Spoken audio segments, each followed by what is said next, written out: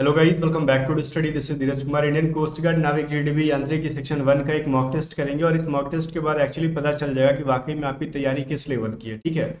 और इस mock test को जरा सीरियसली ना, बहुत ही हार्डवर्क के बाद ये बना है। ठीक है ना, मैं पहले बता दूं। और ऑब्वियसली इसके अंदर देखो 40 क्वेश्चंस हैं, बट लेकिन इसके अंदर जितना परसेंटेज आएगा ना, मैं बता दूंगा किस तरीके से परसेंटेज निकालना है। आपके एग्जाम में भी समझ लो कि उतना ही मार्क्स आपके आने वाले हैं। तो चलो ट्राई करना। फर्स्ट क्वेश्चन है आपका, निम्नलिखित में से किसने बांग्लादेश का राष्ट्रगान जो है अमार सुनार बांग्ला लिखा है। पहले तो दो चीज यहाँ पे याद करना कि बांग्लादेश का राष्ट्रीय गान क्या है, तो अमार सुनार सुनार बांग्ला। ठीक है। दूसरा ये कि इसने लिखा किसने है। रविन्द्रनाथ टैगोर, ये है नजरुल इस्लाम, शांति देव घोष, अनिसुर रहमान। बताओ। बहुत सारे लोग कंफ्यूज होंगे, तो मैं बता दूं ये पहला ऑप्शन नंबर ए जो है रविन्द्रनाथ टैगोर जो है इन्होंने लिखा था अमार सुनार बांग्ला। ठीक है ना। चलो, ये चीज है। सर्वोच्च न्यायालय में तदर्श न्यायाधीश हो। अब ये तदर्श न्यायाधीश है, देखो ध्यान से रखना, ये जजेस के बारे में नहीं, एडहॉक जजेस के बारे में बात की जा रही है। ये जो नियुक्ति की प्रथा जो है वो किस कंट्री से ली गई है। आपको पता, हमारे कॉन्स्टिट्यूशन में बहुत सारी चीजें अलग अलग कंट्री से ली गई हैं। जैसे जर्मनी से आपातकाल, ठीक है। और जैसे इमरजेंसी वाला सीन हो गया। आयरलैंड से हो गया आपका नीति निर्देशक तत्व, ये जो तत्व है, ये ऐसे बहुत सारी चीजें हैं जो अलग अलग कंट्री से ली गई हैं। उसी प्रकार एक एडहॉक जजेस है, ये कहाँ से ली गई है, तो अब तक आपको पता होगा तो आपने कर लिया होगा, ये फ्रांस से ली गई है। अगर नहीं पता है तो फिर आगे बढ़ो। क्वेश्चन नंबर 3 क्या कह रहा है। क्वेश्चन नंबर 3 कह रहा है कि आपका 261 ईसा पूर्व सम्राट अशोक ने कलिंग विजय के बाद क्या किया। देखो 201, देखो दो चीजें यहाँ पे याद करना। कलिंग जो है, कलिंग विजय का श्रेय किसको जाता है, तो सम्राट अशोक को। और ये सम्राट अशोक किस वंश से थे, तो मौर्य वंश से थे। मौर्य वंश का संस्थापक कौन थे, चंद्रगुप्त मौर्य थे। ठीक है।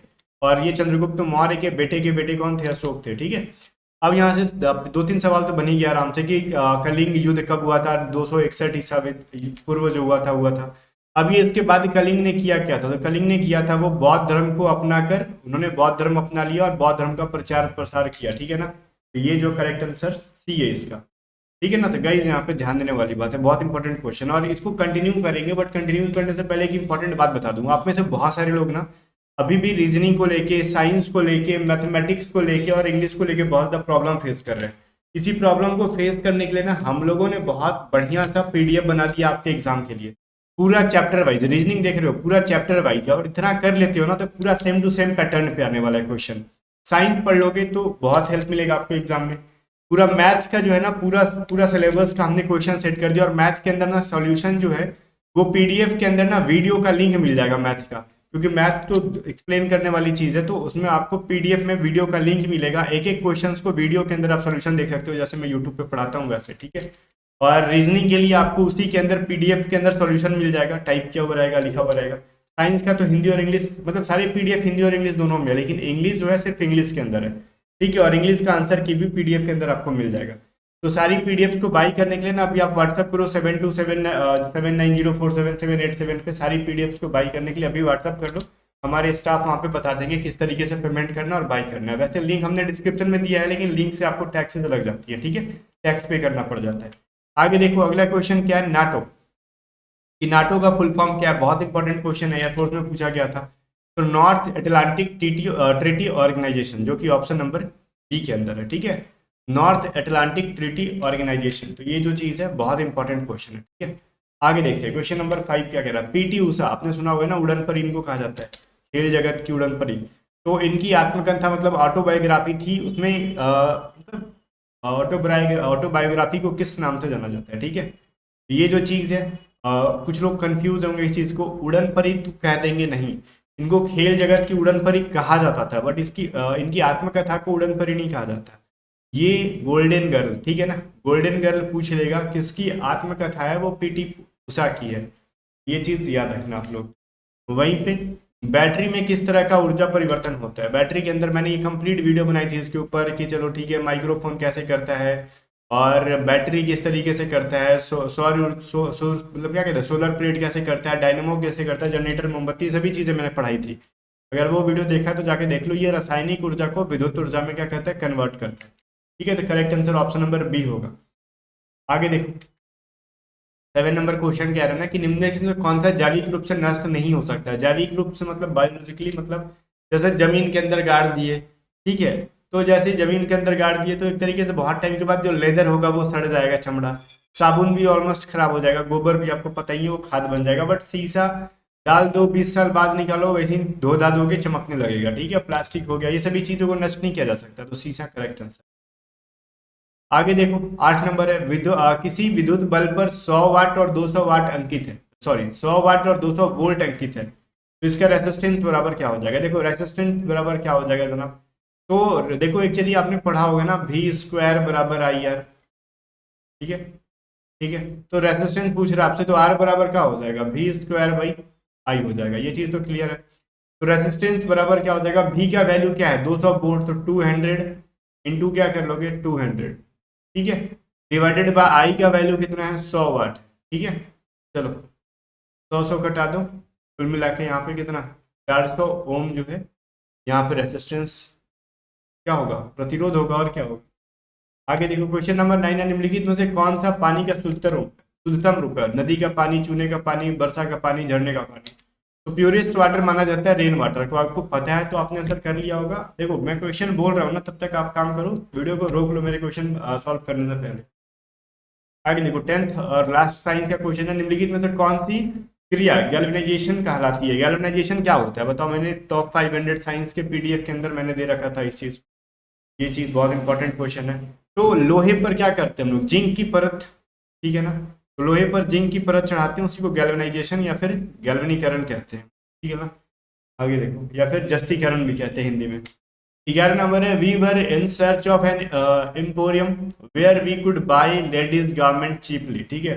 इसके अंदर खोजो एरर, वीडियो को रोक के, तो वीडियो को रोक के आपने एरर खोज लिया, मैं ऐसा एज्यूम कर रहा हूँ, और मिलेगा इसके अंदर कुछ ना कुछ एरर, तो नहीं इसके अंदर कोई एरर नहीं है, नो एरर है।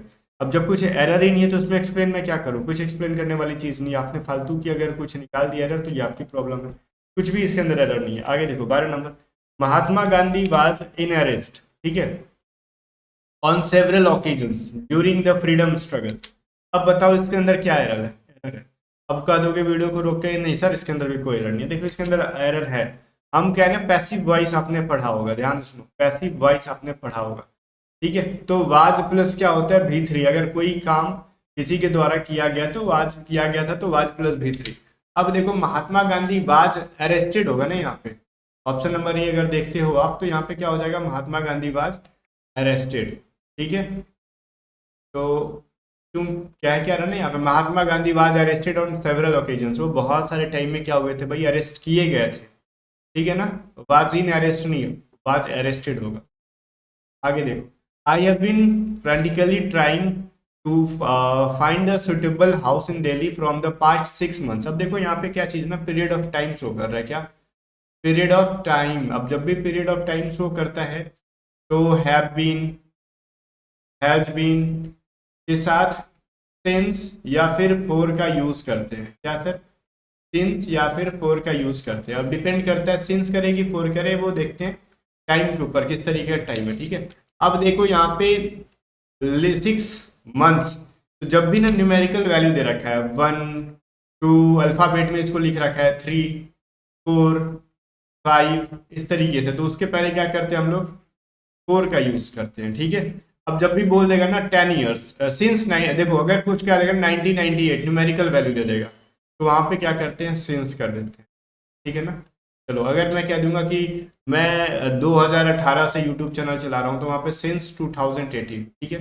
अगर मैं कह दूंगा 3 साल से 4 साल से, तो 4 ईयर्स, ठीक, ऐसे, ये बहुत इंपॉर्टेंट है। तो यहाँ पे क्या होगा ना, फ्रॉम द पास्ट 6 मंथ नहीं, फॉर द पास्ट 6 मंथ या फिर लास्ट 6 मंथ भी कह लो, दोनों सही है। 14th नंबर क्वेश्चन देखो क्या कह रहा है, the city will take a long time to recover, ठीक है, the damage done by the earthquake. अब अर्थक्वेक के द्वारा जो डैमेज दिया गया था, ठीक है ना, तो उसको रिकवर करने में ये लंबा टाइम लगेगा। तो यहाँ पे क्या करते हैं, रिकवर फ्रॉम द डैमेज करोगे, इससे डैमेज पड़ता है अपने को, तो फ्रॉम द डैमेज, ठीक है। तो इसमें कोई है नहीं एक्सप्लेन करने वाली चीज, प्रीपोजिशन है इसका। 15 नंबर है, the student jumped of visit to Nepal. अगर किसी ऑफर को हम फटाक से एक्सेप्ट कर लेते हैं ना, तो उसके साथ अगर जंप का यूज किया गया तो जंप एट का यूज करते हैं, ठीक है। किसी चीज पे फट से ना अगर किसी चीज को एक्सेप्ट करना या फिर हामी भर देना, तो जंप एट का यूज करते हैं, ठीक है ना। तो जम्प्ड एट द ऑफर, ठीक है, इसका मतलब ऑफर पे कूद नहीं पड़े, फटाक से ऑफर पे एक्सेप्ट कर लिए, ये चीज कह रहा है। 16 number synonym of nimble, nimble का मतलब होता है ना बड़ी फटर फटर करना फटर फटर मतलब कहते हैं ना बड़ी तुम फटर फटर करते हो यार, मतलब बहुत ज्यादा बोलना नहीं, कोई भी काम को फट फट कर लेना, जल्दीबाजी में कर लेना। तो क्या हो जाएगा, क्विकली या फिर क्विकनिंग, समझ में आ गया ना। चलो आगे देखो, एंटोनिम ऑफ इंसेसेंट, इंसेसेंट का मतलब होता है रुक रुक के, अब कोई काम रुक रुक के, सॉरी, इंसेसेंट का मतलब होता है लगातार, ठीक है, मैंने यहाँ पे मिस्टेक कर दिया, कोई भी काम लगातार, अब कोई काम लगातार कर रहे हो तो यहाँ पे कोई चीज क्या होना चाहिए, उसका उल्टा, रुक रुक कर, तो लगातार कर रहे हो तो इंटरमिटेंट, आपने देखा होगा ना मूवीज के अंदर पहले लिखा था क्या, इंटरवल, ठीक है, अभी क्या लिखता है, इंटरमिशन, मतलब थोड़ा सा गैप हो गया भैया कुछ देर के बाद, ठीक है, जैसे क्या बोलते हैं, जैसे मूवीज वगैरह देखने जाते हैं तो इंटरमिशन होता है ना, तो ये इंटरमिटेंट, रुक रुक के। तो आगे देखते हैं 18 नंबर क्वेश्चन है, to set one's face against, ठीक है, ये एक ईडीएम है, इसका मतलब होता है ना किसी का बहुत ही कड़ाई से विरोध करना, ठीक है, टू अपोज विद डिटर्मिनेशन, तो ये जो इसका करेक्ट आंसर है, तो ये चीज जरा ध्यान रखना, ये एक ईडीएम है, इसमें कुछ रटने वाली चीज नहीं है, बस आपको मतलब एक्सप्लेन करने वाली चीज नहीं है, आपको रटने वाली चीज है यहाँ पे। 90 नंबर क्वेश्चन कह रहा है वन वर्ड सब्स्टिट्यूशन बताओ, one who is not easily pleased by anything, एक ऐसा इंसान जो आसानी से खुश नहीं किया जा सकता, ठीक है, नॉट इजिली प्लीज, यहाँ पे देखो जिसको आसानी से खुश नहीं किया जा सकता उसको क्या कहते हैं हम लोग, फास्टिडियस, नखरेबाज, ठीक है ना। चलो 20 नंबर है, a child could not have done this मिसचिफ, तो ये इसका पैसिव बनाना है, पहले तो देखो यहाँ पे कुड नॉट हैव है, तो यहाँ पे ना जब भी कुड नॉट हैव होता है ना, तो कुड रहता है तो हम लोग बी प्लस कुड की, देखो सिर्फ कुड रहता है ना, यहाँ पे कुड के साथ बी प्लस बी थ्री कर लेते हैं, बट कुड के साथ यहाँ पे हैव भी है, ठीक है, तो कुड हैव बीन बन जाता है, ठीक है, अब हैव बीन के साथ क्या करोगे, बी थ्री यूज करोगे, तो यहाँ पे हैव बीन कहाँ पे, ऊपर में नहीं है, दूसरे में हैव नहीं है, तीसरे में भी, तीसरा में है लेकिन चौथे में नहीं है, तो करेक्ट आंसर क्या हो जाएगा, option number C, this mischief could not have been done by a child, correct answer C हो जाएगा। 21 देखो क्वेश्चन कह रहा है 8 रीजनिंग है, 8 13 25 14 18 वाट 15 22 41, तो इसमें बताओ वाट के जगह पे यहाँ पे क्या हो जाएगा, तो वीडियो को रोको, वीडियो को रोक के सॉल्व करो, यहाँ पे मैं बताता हूँ, तो देखो 8 14 और 15 है, ठीक है, 8 14 और 15, तो 8 को हमने 14 बना दिया, 14 को 15 बना दिया, बताओ कैसे, क्या कर दिया हमने इसके अंदर, कुछ ऐसा कर दिया क्या कि जिससे अपना आंसर आ जाए, तो हाँ एक सिंपल सा प्रोसेस है, वीडियो को रोक के ट्राई करो, आप बन जाएगा आपसे, अगर आपने देख लिया तो ठीक है, अदरवाइज मैं बता रहा हूँ, देखो यहाँ पे 8 है, 14 है और 15 है, अब करना है क्या है ना, बीच वाले को 2 से डिवाइड कर दो, क्या मिलेगा, 7 मिलेगा, तो 7 को ना 8 में जोड़ दो, 8 प्लस 7 कितना होता है, 15, ठीक है, वैसे ही देखो 13 18 और 22 में अगर बीच वाले को 2 से डिवाइड कर दे तो 9, 9 प्लस 13 क्या हो जाएगा, 22 हो जाएगा, क्लियर है ना, बीच वाले को 2 से डिवाइड करो, अब देखो 25 वाट और 41, तो बीच वाले को क्या करोगे, मान लो ये वाट को 2 से डिवाइड कर देंगे तो यहाँ पे 41 मिलना चाहिए, ठीक है, अब देखो यहाँ पे 25 को अगर उस साइड भेज देते हैं हम, थोड़ा सा कैलकुलेशन इजी हो जाएगा, तो क्या मिल जाएगा अपने को 16, 25 माइनस, तो मैं लिख देता हूँ यहाँ पे, अदरवाइज कहोगे कहाँ से लिख दिया सर आपने, रुको, 41 माइनस 25 बराबर 16, तो x बराबर 16 इंटू 2 बराबर का हो जाएगा 32 हो जाएगा, वैसे अपने अकॉर्डिंग भी आप कैलकुलेट कर लेते हैं यहाँ पे कि देखो 32 का आधा करके अगर 16 हो जाएगा, 16 को 25 में जोड़ेंगे तो 41 हो जाएगा, ऑप्शन से कर लेते हैं, इतना करने की जरूरत नहीं है, तो मतलब बीच वाले का आधा करके हम देखो 33 का आधा करोगे तो फिर ये पॉइंट में आएगा, 25 में अगर कुछ पॉइंट में जोड़ोगे तो इधर तो 41 तो पॉइंट में है नहीं, तो 33 आंसर होगा नहीं, तो ऑड नंबर 33 और 31 ले नहीं सकते, तो 30 और 32 में कोई एक होता, क्लियर है, तो 30 का आधा करोगे तो 15, 15 को अगर जोड़ेंगे तो फिर 25 में तो 40 हो जाएगा, तो 40 होगा नहीं, 16 को 32 का आधा करके देखो तो 16 करोगे तो फिर 41 हो जाएगा, क्लियर आंसर, ऑप्शन से कर लेते, इतना बेसिक से जाने की कोई जरूरत नहीं थी, मैंने जस्ट यूं ही बता दिया आपको समझाने के लिए, और कुछ था नहीं। आगे देखो कह रहा है मिस्टी, मिस्टी का जन्मदिन, खा मत जाना दिवाली आ रहा है, ये मिस्टी एक लड़की का नाम है, ठीक है, मिठाई नहीं है। देखो मिस्टी का जन्मदिन 27 अप्रैल दिन गुरुवार को है, अगर आराध्या का जन्म 20 अक्टूबर को हुआ था तो उसी वर्ष आराध्या का जन्मदिन सप्ताह के किस दिन हुआ था, मतलब 20 अक्टूबर को उस दिन कौन सा दिन था, ठीक है, उस साल। देखो मिस्टी का जन्मदिन तो हो गया, चलो बाहर में जाए, अब 27 ये अप्रैल जो है, जनवरी फरवरी मार्च अप्रैल, तो अप्रैल 30 डेज का होता है, 30 डेज में 27 डेज खत्म हो गए, कितने दिन बचे और 3 डेज, ठीक है, तो ये कौन सा अप्रैल है ना, तो चलो हम लोग मिस्ट्री के बारे में करेंगे बात। बट अप्रैल के अंदर कितने डेज बचे हुए 3 डेज। अप्रैल के बाद क्या आएगा, मई आ जाएगा, जून आ जाएगा, जुलाई आ जाएगा, अगस्त आ जाएगा, सितंबर और अक्टूबर कह रहे हैं ना, अक्टूबर तक। चलो, मई होता है 31 दिन का, जून हो जाएगा 30 डेज का, जुलाई हो जाएगा 31 और अगस्त भी हो जाता है 31, सितंबर 30 डेज और अक्टूबर में पूरा नहीं लेना, 20 दिन ही लेना, ठीक है। यहाँ पे कह रहे हैं ना कि अक्टूबर का 20 डेज ही लेना है। जोड़ो तो 3 4 5 6 6 हो गया। अब देखो 3 1 2 3 4 5 5 3 15 2 17 176 हो गया, मतलब कुल मिला के 176 दिन है। तो एक सप्ताह में 7 दिन होता है, इसलिए 7 से डिवाइड कर दो, ठीक है। 7 × 5 = 35, तो रिमाइंडर कितना मिला, 1 मिल गया। तो अब ये दिन इसके अंदर कौन सा दे रखा है, गुरुवार, थर्सडे, थर्सडे में एक दिन जोड़ लोगे आप तो क्या होगा, फ्राइडे।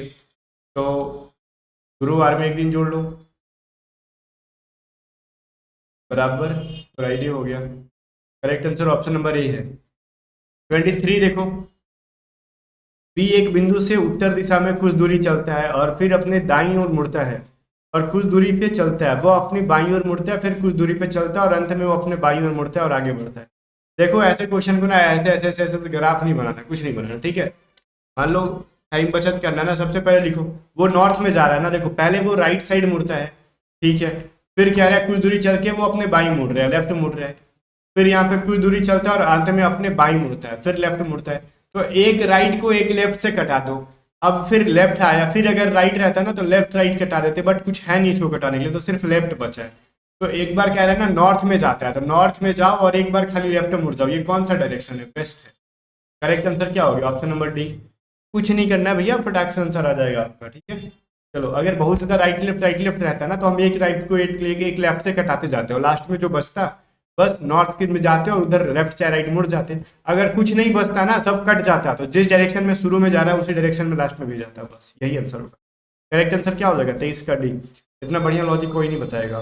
24 देखो, बबीता, बबली एक माँ की संतान है। बबीता आयुष की माँ है और आयुष के 2 बच्चे जिनका नाम रेखा और रूपा है। बबली रूपा से किस प्रकार संबंधित, देखो बबीता और बबली मतलब एक ही की, मतलब जो भी एक ही माँ की दोनों संतानें हैं। बेटा है कि बेटी, डोंट डोंट हैव आइडिया, ठीक है, कुछ दे नहीं रखा। अब बबीता जो है वो आयुष की माँ है, चलो बबीता का तो पता चल गया, ये माँ है किस, आयुष की, ठीक है। आयुष के भी 2 बच्चे हैं, आयुष के 2 बच्चे हैं, क्या नाम है, एगो का रेखा, एगो का नाम देखा नहीं, रूपा, ठीक है। अब कह रहे हैं रूपा से बबली का संबंध। अब देखो रूपा से क्या लगेगी, ये माँ, ये हो गया आयुष का जो भी है माता पिता, कुछ भी हो जाएगा, ठीक है। अब कुछ लोग ना यहाँ पे मैं कहना चाहूंगा, ये आयुष बताओ, आयुष के 2 बच्चे हैं, तो नाम से आप इमेजिन कर रहे हो कि ये जो मेल है, ठीक है। बबीता को कह रहे हो कि ये पिता की माता है, बबीता क्या हो जाएगी, उसकी दादी हो जाएगी। आप ऐसे ही अज्यूम कर रहे हो ना, तो दादी की बहन क्या हो जाएगी, भी दादी माँ लगेगी। कुछ लोग यहाँ पे ग्रैंड मदर करेंगे, बट आपके एग्जाम में आया था और वहां पे दिया हुआ था कैन नॉट बी डिटरमाइन, ठीक है। ये आपके एग्जाम में SCMTS के एग्जाम में आया हुआ क्वेश्चन, ठीक है ना। तो यहाँ पे क्यों दिया हुआ था, इसके पीछे रीजन, और ये सही है, कैन नॉट बी डिटरमाइन, क्योंकि देखो बबीता मेल है कि फीमेल है ये चीज क्लियर नहीं है। आयुष मेल है कि फीमेल है उससे मतलब नहीं। अब नाम पे मत जाओ आप लोग, नाम पे हम लोग इंडियन कल्चर में रख देते हैं, चलो पता चल जाता है। कुछ नाम आपको मिल जाएंगे जैसे रिंकू, रिंकू, शशि, ठीक है। ऐसे बहुत सारे नाम है जो मेल एंड फीमेल दोनों रख लेते हैं, ठीक है ना। तो पता नहीं चल पाएगा ये रिंकू लड़का है कि लड़की है, शशि लड़का है कि लड़की है, नहीं पता चल पाएगा, ठीक है। तो ऐसे नाम्स के लिए ना, नेम्स के लिए ना, तो ज़्यादा होशियार नहीं बनने का, ग्रैंड मदर नहीं बनने का, ठीक है। तो यहाँ पे आप वही आंसर करोगे जब तक इनका जेंडर क्लियर नहीं है, वो बबली क्या है, आयुष क्या है, तब तक आप निर्धारित नहीं किया जा सकता। और कुछ लोग ने इसका स्क्रीनशॉट देंगे और इधर उधर खूब वायरल करेंगे, इन्होंने गलत बता दिया, चलो ठीक है, जिसको गलत लगता है वो ग्रैंड मार्क कर देना। एग्जाम में अगर ऐसे क्वेश्चन आएंगे तो आपको वहाँ पे 0 नंबर मिल जाएंगे, ठीक है। आगे देखो 25 नंबर क्वेश्चन है। ये कुड भाषा में सर्कल को BHQDB के रूप में लिखा जाता है, तो समान कुड भाषा में हीरोज को कैसे कुड भाषा करेंगे, मतलब वही चीज़ है, समान तौर पर अगर हम हीरोज को क्या लिखेंगे, देखो TIRCLE, और यहाँ पे इसको क्या लिखा जाता है, BHQBKD। वो पूछ रहा आपसे ना, HEROES को क्या लिखेंगे। देखो इसमें किया क्या है ना, एक एक माइनस किया है, एक बार पीछे जाओगे, एक बार पीछे जाओगे, एक बार पीछे, एक बार पीछे और एक बार पीछे, तो फिर वही है सी से पहले बी आता है, आई के पहले एच आता है, आर के पहले क्यू आता है, सी के पहले बी आता है, एल के पहले क्या आता है, ई के पहले डी आता है। वैसे ही जी के पहले क्या आता है, सॉरी एच के पहले क्या आता है जी, ई के पहले क्या आता है डी, आर के पहले क्या आता है क्यू। तो जी ओ क्यू कहाँ पे है, जी डी क्यू कहाँ पे है, ये G D Q option number A के अंदर है, तो ये करेक्ट आंसर है। 26 नंबर देखो, एक पैनल के 6 सदस्य एक पंक्ति में बैठे हुए हैं, एक्स क्यू के बाईं ओर है लेकिन पी के दाईं ओर है, क्यू वाई के दाईं ओर है लेकिन जेड के बाईं ओर है, लेकिन जेड आर के बाईं ओर है। उन सदस्यों का पता लगाओ जो किनारे पे। देखो सबसे पहले कुछ ना, एक पैनल बना लो, बिठा लो इसको। कह रहा है ना कि एक्स जो है क्यू के बाईं ओर है लेकिन पी के दाईं ओर है, ठीक है। क्यू के लेफ्ट में कौन है, एक्स है, बट ये जो पी के राइट में है, तो पी का राइट इधर हो गया, क्लियर है। अब देखो वाई जो है क्यू के दाईं ओर है, क्यू के दाईं ओर मतलब इधर है कौन, वाई, बट जेड के लेफ्ट में है, तो जेड के लेफ्ट में आ गया। लेकिन कह रहे हैं ना जेड के बाईं ओर, लेकिन जेड जो है आर के बाईं ओर, मतलब जेड के इधर भी बैठा हुआ है आर, ठीक है, और ये इसके बाईं ओर है, क्लियर है। तो उन सदस्यों का पता लगाओ जो किनारे पे। तो पहला तो इधर आर मिल गया किनारे पे, और इधर कौन मिल गया, पी। तो पी और आर जो है किनारे किनारे पे बैठ के मजे ले रहे हैं, ठीक है। ऑप्शन नंबर सी है। 27 नंबर क्वेश्चन देखो, 11, 44, 99, 176, 275, 539, फिर क्या हो जाएगा, इस बीच में क्या हो जाएगा। देखो यहाँ पे क्या कहना, 11 है, 44 है, 99 है, 176 है, 275 है, तो ये बात हो जाएगा। तो वीडियो को रोक के दिमाग लगाओ। देखो 11 में हमने क्या ऐड कर दिया है 33, फिर इसमें हमने क्या ऐड कर रखा है भाई, दिमाग लगाओ यहाँ पे 55, यहाँ पे हमने क्या कर रखा है 77, यहाँ पे 99, तो अभी क्या कर लेंगे बताओ। इसमें हमने कितना जोड़ा, 22 जोड़ा, इसमें भी हमने 22 जोड़ा, ठीक है, इसमें भी हमने 22 जोड़ा। अब देखो फिर यहाँ पे भी ना 99 में अगर 22 जोड़ेंगे तो क्या हो जाएगा, 121 हो जाएगा, ठीक है। 121 जोड़ोगे 275 में तो क्या हो जाएगा, 396 हो जाएगा। सीरीज अगर पढ़े हो तो ठीक है, अदरवाइज प्लेलिस्ट में जाके बढ़िया से पूरा कंसेप्ट पढ़ लो, पूरा मैंने पढ़ा रखा आपको डेप्थ में जाके। आगे देखो 28 नंबर क्वेश्चन कह रहा है, ये कुछ कह रहा है, क्या कह रहा है देखो, कह रहा है कि इसके बाद का सीरीज निकालना होगा तो कैसे निकलेगा और कौन सा हो। देखो यहाँ पे 13407 है, फिर 34071, फिर ऐसे ये सीरीज कंटिन्यू हो रहा है। तो इसमें एक चीज दिख रहा होगा, अगर ये पहले वाला ना इसको बंद कर दो, ठीक है, तो फिर 3407 मिला ना, तो देखो 3407 आ गया, लेकिन ये 1 को ना जो फर्स्ट में था उसको लास्ट में ले जाकर रख दिया गया, दिख रहा है ना आपको। फिर देखो अगर इसका हम पहला वाला बंद कर दे तो 4071, ठीक है, 4071 मिलेगा। बट गाइस देखो यहाँ पे 4071, तो अब इसके अंदर 4071 नहीं है, इवन जीरो भी नहीं है, कुछ लोग ऐसा सोच रहे होंगे। तो अब इसके बाद ना इससे कोई हमको मतलब ही नहीं है, बस दो दो का पेयर बना है, इसका रिलेशन इसके साथ है, इसका रिलेशन इसके साथ, और इसका जो आएगा वो अगले के साथ।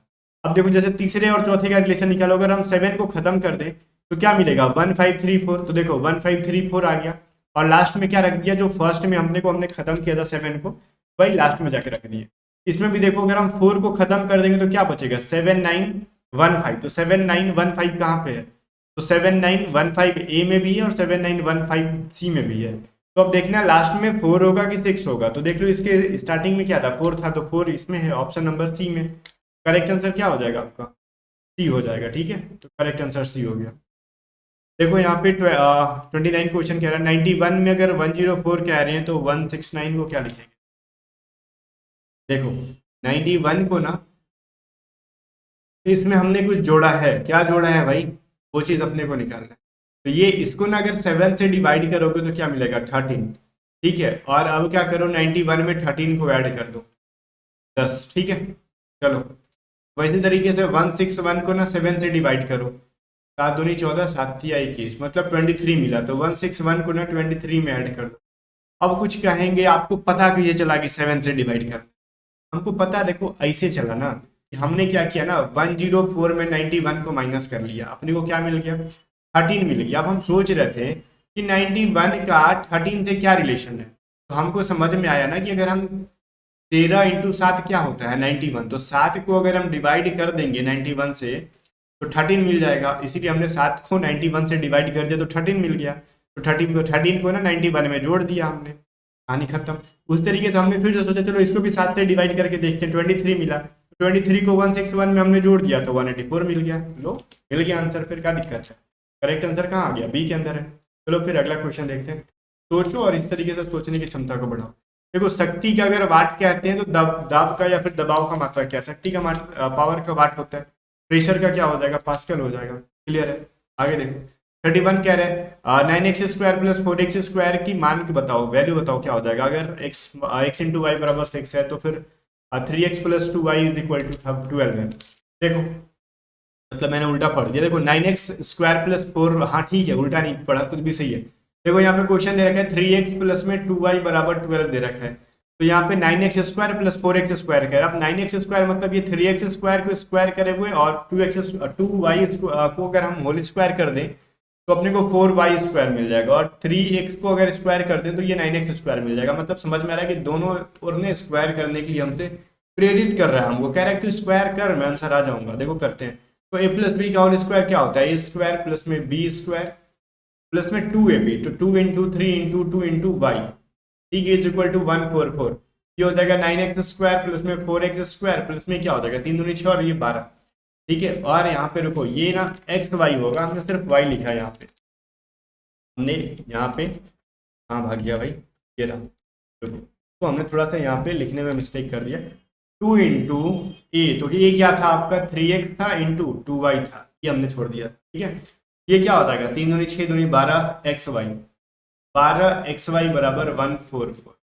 अब एक चीज समझ में आ रहा है, एक्स वाई का वैल्यू 6 है, तो यहाँ पर अगर एक्स वाई का वैल्यू रख देंगे तो 12 इंटू 6 कितना होता है, 12 इंटू 6 72 हो जाएगा। तो हम लोग 12xy को राइट साइड ले जाते हैं, बन जाएगा 9x² प्लस में 4x² बराबर 144 माइनस 12 इंटू 6, तो 144 माइनस 72 बराबर क्या मिलेगा, 72 मिल जाएगा। Correct answer option number B के अंदर है। और ये 144 को मैं जरा साफ से लिख रहा हूँ, जब पीडीएफ दूंगा तो आपको समझ में आना चाहिए।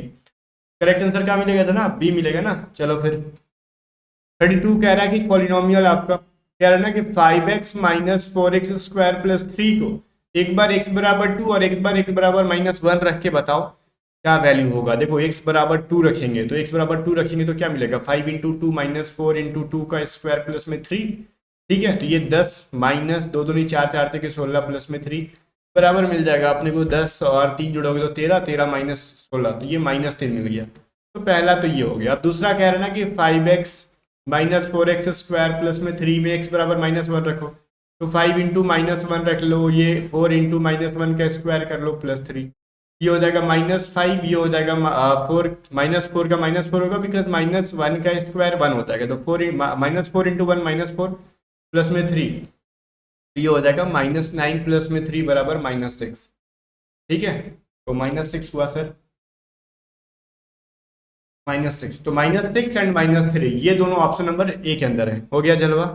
चलो ठीक कह रहे हैं ना कि एक व्यक्ति की व्यय और बचत का रेशियो 5:3 है। यदि आय में 20% और उसके व्यय में 10% की वृद्धि कर दी जाए तो उसकी बचत तो व्यक्ति की बचत में वृद्धि कितनी हो जाएगी।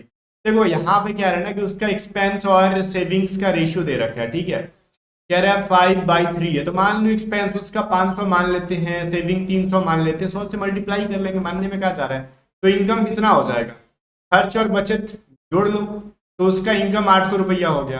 कह रहा है इनकम में 20% बढ़ा दो, तो इनकम में अगर हम 20% बढ़ा देते हैं अगर, तो 800 में 120 कर दो, ठीक है। तो 12×96 960, उसका इनकम 960 बन जाएगा। कह रहा है फिर उसकी वृद्धि कर दो किस चीज में, खर्च में।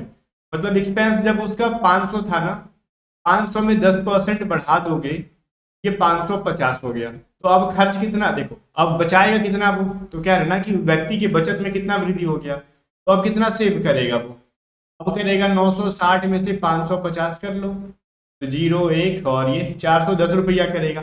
तो पहले देखो 300 रुपया बचा रहा था वो मुल्ला, ठीक है, वो बनवास कितना बचा रहा था 300, अभी क्या कर रहा है वो 410, तो कितना रुपया बचा रहा है 110 रुपये ज्यादा बचा रहा है। तो अब देखो प्रतिशत में चेंज करो, 110 जो है वो 300 का कितना परसेंट है सर, 0 0 कट जाएगा, कर लो 36.66%। कुछ था क्या इसके अंदर, नहीं था ना, कर लो आंसर यही और क्या करना, ठीक है 33 है, करेक्ट है। 33 का मतलब 36% है, सही है 36 पॉइंट समथिंग। आगे देखो फिर आपसे कह रहे हैं, क्या कह रहे हैं, एक समचतुर्भुज के विकर्ण, ठीक है, समचतुर्भुज बोले तो कुछ नहीं, ठीक है। मैं बहुत ही घटिया फोटो बनाता हूँ, इसमें कोई दो राय नहीं है। अब इसका एक विकर्ण है, कुछ बन गया, ये देखो ऐसे ऐसे, इधर से और इधर से, ये ज्यादा चौपट बन रहा है, कोई दिक्कत नहीं है।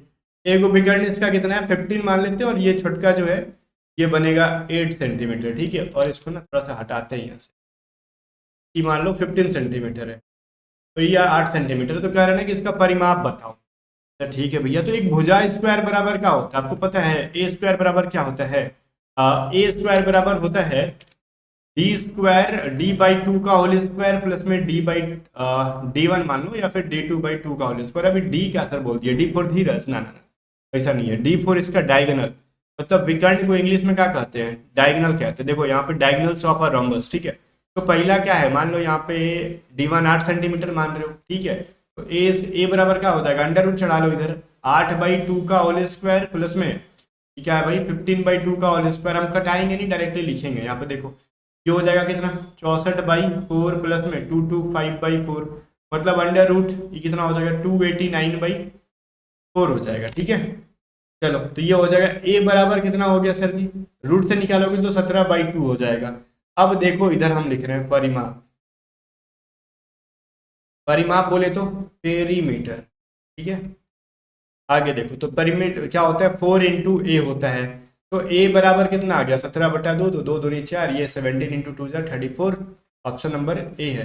तो मेंसुरेशन पूरा का पूरा फॉर्मूला बेस्ड होता है, फॉर्मूला आपको याद रहेगा तो आप आंसर करोगे, अदरवाइज फिर ऐसे ही ताक झाँक के तुक्का पे करके निकाल लो। 35 देखो, एक आयत के विकर्ण की लंबाई 26 सेंटीमीटर और एक भुजा 10 सेंटीमीटर है। आयत आयत कर देंगे, सुनो ये देखो इतना सुंदर तो नहीं है फिर भी ठीक है।